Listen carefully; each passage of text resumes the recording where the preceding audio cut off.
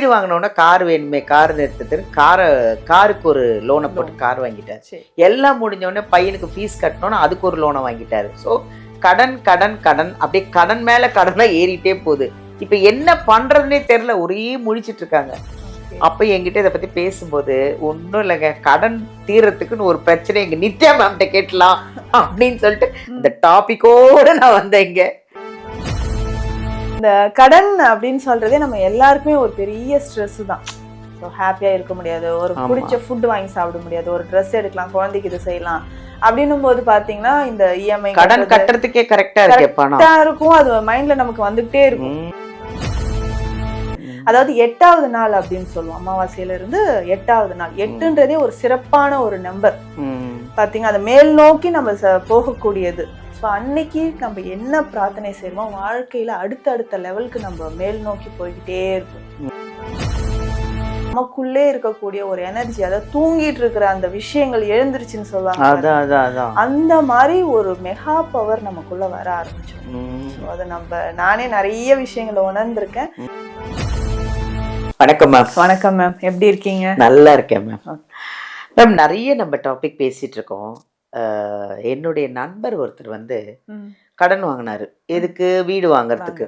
வீடு வாங்கினோன்னா கார் வேணுமே, கார் நிறுத்தத்துக்கு காருக்கு ஒரு லோனை போட்டு கார் வாங்கிட்டாரு. எல்லாம் முடிஞ்சோடனே பையனுக்கு ஃபீஸ் கட்டணும்னா அதுக்கு ஒரு லோனை வாங்கிட்டாரு. ஸோ கடன் கடன் கடன் அப்படியே கடன் மேலே கடனாக ஏறிட்டே போகுது. இப்போ என்ன பண்ணுறதுனே தெரில, ஒரே முழிச்சிட்டு இருக்காங்க.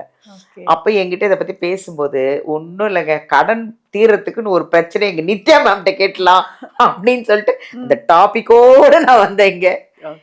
கடன் பிரச்சனை எல்லாம் தீரணும்னா ஒரு வழி சொல்லுங்க மேம். ஏன்னா இப்போ எல்லாருக்குமே இந்த ப்ராப்ளம் இருக்கும். பாத்தீங்கன்னா ஒரு ஸ்ட்ரெஸ் லெவல் அது இன்க்ரீஸ் பண்ணுது இல்லைங்களா? இப்போ நம்ம கிட்ட ட்ரீட்மெண்ட் வரவங்களும் சொல்லுவாங்க, மேம் லாஸ்ட் மந்த் நான் வரல, எனக்கு வீட்டில் இந்த மாதிரி ஸ்ட்ரெஸ் ஆயிடுச்சு, ஃபீஸ் கட்ட போயிட்டேன், ஹெல்த் முன்னாடி இருந்து நல்லா இம்ப்ரூவ் ஆகிட்டு வந்துச்சு மேம், என் மேலே தான் தப்பு, நான் மெடிசன் வாங்க வரல, ஸோ இப்போ திரும்பவும் கொஞ்சம் ஒரு மாதிரி இருக்குது அப்படின்வாங்க. ஸோ ஃபினான்ஷியலாக நம்ம ஸ்ட்ராங்காக இருக்கணும். இந்த கடன் பிரச்சனை நமக்கு தீர்றதுக்கு நிறைய வழிபாட்டு முறைகள் இருக்குது. நம்ம ஆரோக்கியமான விஷயங்கள் நிறைய சொன்னேன் மேம், இருக்கும் கன்ஃபார்மாக அதுக்கு ஒரு வழிகள் இருக்கும் அப்படின்னு. நான் இந்த கடன் அப்படின்னு சொல்கிறதே நம்ம எல்லாருக்குமே ஒரு பெரிய ஸ்ட்ரெஸ்ஸு தான். ஸோ ஹாப்பியாக இருக்க முடியாது, ஒரு பிடிச்ச ஃபுட் வாங்கி சாப்பிட முடியாது, ஒரு ட்ரெஸ் எடுக்கலாம், குழந்தைக்கு இது செய்யலாம் அப்படின்னும் போது பார்த்தீங்கன்னா இந்த இஎம்ஐ கடன் கட்டுறதுக்கே கரெக்டாக இருக்கும். அது மைண்ட்ல நமக்கு வந்துகிட்டே இருக்கும். அப்போ அந்த பிரச்சனை பெரிய பிரச்சனை, நம்மளுடைய ப்ரெசென்ட்ல இருக்கக்கூடிய சின்ன சின்ன ஹாப்பினஸ் கூட நம்மளால பார்த்துக்க முடியாத மாதிரி பண்ணிடுது. இதுக்கு முக்கியமாக பைரவர் வழிபாடு ரொம்ப முக்கியம். பைரவர் பாத்தீங்கன்னா தைரியத்தை கொடுக்கக்கூடியவர். நல்ல ஒரு தைரியம் நமக்கு வேணும். இப்ப மனசுல ஏதாவது ஒரு குழப்பம், டக்குன்னு ஒரு மனசஞ்சலம், ஒரு பயம் வர மாதிரி இருக்கு. இந்த ஆன்சைட்டி சம்பந்தமான விஷயங்கள் எல்லாம் பேஷண்ட்ஸ் வருவாங்க. ஃபியர் இருக்கு மேடம், எனக்கு ஆன்சைட்டி இருக்கு, சிசோஃப்ரெனியா இருக்கு, நைட்ல சரியா தூக்கம் வரல, சாதாரணமா யாருன்னா பேசிட்டு இருந்தாலும் என்ன பத்தி பேசுறாங்களோ. ஏன்னா நம்ம மெடிசனை தாண்டி சைக்காலஜிக்கலா அவங்களை அப்ரோச் பண்ணா மட்டும்தான் சக்சஸ் ஆக முடியும். ஒவ்வொருத்தருக்கும் ஒரு பலவீனம் இருக்கும். சிலருக்கு அந்த ஃபியர் இருக்கிறது, சிலர் தனிமையில இருப்பாங்க, அதுவும் வயதானவர்கள்லாம் சொல்லவே வேண்டாம். இந்த பிள்ளைகள் எல்லாம் அப்ராட்ல இருக்காங்க, மேரேஜ் பண்ணி கொடுத்துட்டேன், நான் தனியா இருக்கேன். நீங்க சொன்னா நம்ப மாட்டீங்க மேம், ஒரு அம்மா வாரத்துக்கு 4 நாள் என்னை பார்க்க வந்துருவாங்க. போரூர்ல இருந்து வராங்க. ரொம்ப வயசானவங்க, ஒரு 75 இயர்ஸ் இருக்கும். மருந்து இப்பதானே வாங்கிட்டு போனீங்க, 1 மந்த் முடிச்சிட்டு வாங்க. இல்ல, இங்க வந்தா எனக்கு சேஃபா இருக்கு, நான் உன்னை பார்த்துட்டு போயிடுறேன், என்ன எதுவும் நீ சொல்லாத அப்படின்னு. சரி, பார்த்தா எனக்கு ஒரு வைப்ரேஷன், சும்மாவது நான் வந்துட்டு போறேன். என் பொண்ணு 2 மேரேஜ் பண்ணி கொடுத்துட்டேன், அடுத்த மாசம் தான் என் பொண்ணு வருவா, வீட்டுல எனக்கு தனியா இருக்க முடியல, ஆட்டோ புடிச்சு வந்துட்டேன், பாத்துட்டு போறேன், என்ன நீ எதுவும் சொல்லாத. நாங்க ஒருத்தர் இன்டர்வியூ எடுத்தோம்ல, அவரே அதுதான் சொன்னாரு, எனக்கு ப்ராப்ளம் வியாதி அதெல்லாம் இல்ல, நித்யா பேசும்போதே எனக்கு ஏதோ வியாதி எல்லாம் குறைஞ்சிட்ட மாதிரி ஒரு அவ்வளவு அழகா தன்மையா ஒரு சிரிச்ச முகத்தோட ஒரு கலாட்சமா பேசும்போது அதுக்காகவே நான் வந்துடுறேம்மா அப்படின்னு சொன்னாரு. அன்னைக்கு ஒரு இன்டர்வியூ எடுக்கும்போது, கேளுங்க கேமராமேனை கேளுங்க, அவர்தான் இருந்தாரு. அந்த பாட்டியம்மா அப்படிதான் வராங்க. அப்படி ஒரு தைரியம் நமக்கு வேணும்னா எல்லார்கிட்டையும் நான் சொல்றது இதுதான், இறை வழிபாடு பண்ணுங்க, நல்லா பிரார்த்தனை செய்யுங்க, பைரவர் வழிபாடு ரொம்ப முக்கியம். தைரியம் நமக்கு வரணும்னா. அதே மாதிரி அந்த கடன் சுமை தீர்றதுக்கு அஷ்டமி தேய்பிறை அஷ்டமியில பைரவரை விட்டுறவே கூடாது. நம்ம போயிட்டு கடவுளே நீ தான் எனக்குன்ட்டு நம்ம சரணாகதி அடைஞ்சிட்டோம்னு வச்சுக்கோங்களேன், இந்த கடன் சுமை நமக்கு படிப்படியாக குறைய ஆரம்பிச்சிரும். இப்ப அந்த தேய்பிறை அஷ்டமி அன்னைக்கு நம்ம சிவ ஆலயங்கள்ல பைரவர் ஆலயமும் இருக்கும். அப்போ நம்ம என்ன பண்ணோம்னா, நல்ல அகல் விளக்குல நல்லெண்ணெய் எடுத்துக்கணும். அதுல ஒரு சிவப்பு நிற துணியில கொஞ்சமா நம்ம கட் பண்ணி எடுத்துட்டு சிவப்பு நிற காட்டன் கிளாத்ல 7 மிளகு வைத்து அது முடிச்சு மாதிரி கட்டிட்டு அதுலதான் நம்ம தீபம் ஏற்றணும்.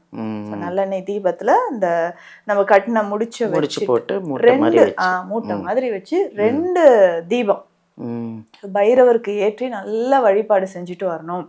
நெய்வேத்தியமாக நம்ம வீட்டுல இருந்தே செஞ்சு எடுத்துட்டு போகலாம். மிளகு சாதம், நெய், மிளகு, சீரகம் சேர்த்த பொங்கல், இது நமக்கு பைரவருக்கு அது மிளகு சேர்ந்து இருக்கணும். நம்ம கொடுக்கக்கூடிய இந்த நெய்வேத்தியம் நம்ம வரக்கூடிய பக்தர்களுக்கு ஒரு தொன்னையில வச்சு கொடுத்துடலாம். அந்த மாதிரி நம்ம தேய்பிறை அஷ்டமியில பைரவர் வழிபாடு ஈவினிங் வந்து ஒரு 6ல இருந்து 7 மணிக்குள்ள நம்ம இதை செய்யணும். மறக்காம தேய்பிறை அஷ்டமி அன்னைக்கு நம்ம செய்யும் பொழுது, அஷ்டமி வந்து சாதாரண நாள் கிடையாது, அதாவது 8வது நாள் அப்படின்னு சொல்லுவோம். அமாவாசையில இருந்து 8வது நாள். 8ன்றதே ஒரு சிறப்பான ஒரு நம்பர் பாத்தீங்க, அதை மேல் நோக்கி நம்ம போகக்கூடியது. ஸோ அன்னைக்கு நம்ம என்ன பிரார்த்தனை செய்யறோமோ வாழ்க்கையில அடுத்தடுத்த லெவலுக்கு நம்ம மேல் நோக்கி போய்கிட்டே இருப்போம், அடுத்தடுத்து போய்கிட்டே இருப்போம். அது பைரவர் வழிபாடு செய்யும் போது மனசுல ஒரு உறுதி வரும் பாருங்க. அது யாராலுமே நம்ம சரியாயிடுங்க நம்ம என்னதான் சொன்னாலும் பைரவர் வழிபாடு செய்யும் போது மட்டும் நமக்குள்ளே இருக்கக்கூடிய ஒரு எனர்ஜி, அதாவது தூங்கிட்டு இருக்கிற அந்த விஷயங்கள் எழுந்துருச்சுன்னு சொல்லுவாங்க, அந்த மாதிரி ஒரு மெகா பவர் நமக்குள்ள வர ஆரம்பிச்சிடும். அது நானே நிறைய விஷயங்களை உணர்ந்திருக்கேன். நான் சொல்லி இந்த வழிபாடு செஞ்சு இப்ப நான் ரொம்ப கான்ஃபிடென்ட், என்னதான் நம்ம மெடிசன் கொடுக்குறோம், நல்லா ஹெல்த்தியா சாப்பிடுறோம், மனசுல வந்து ஒரு கான்ஃபிடென்ட் வேணும். அந்த கடன் தீர்றதுக்கு இந்த வழிபாட்டு முறை செய்யலாம். இன்னும் ஒரு முக்கியமான வழிபாட்டு முறை என்னன்னா, நம்மளுடைய சூரிய பகவான் வழிபாடு. தினந்தோறும் காலையில சூரிய பகவான மனசார நினைச்சு பிரார்த்தனை செய்யணும். எல்லா வளங்களும் கொடுக்கக்கூடியவர். 48 நாட்கள் தொடர்ந்து காலையில சூரிய உதயமாகும் பொழுது நம்ம பிரார்த்தனை செய்தோம்னா அந்த நாள் நமக்கு நல்ல ஒரு பாசிட்டிவா இருக்கும். நிறைய செல்வங்கள் நமக்கு பெருக ஆரம்பிக்கும். சூரிய பகவானை நம்ம காலையில வழிபாடு செய்யறது அவ்வளவு நல்லது. கடன் பிரச்சனை தீரக்கூடியது.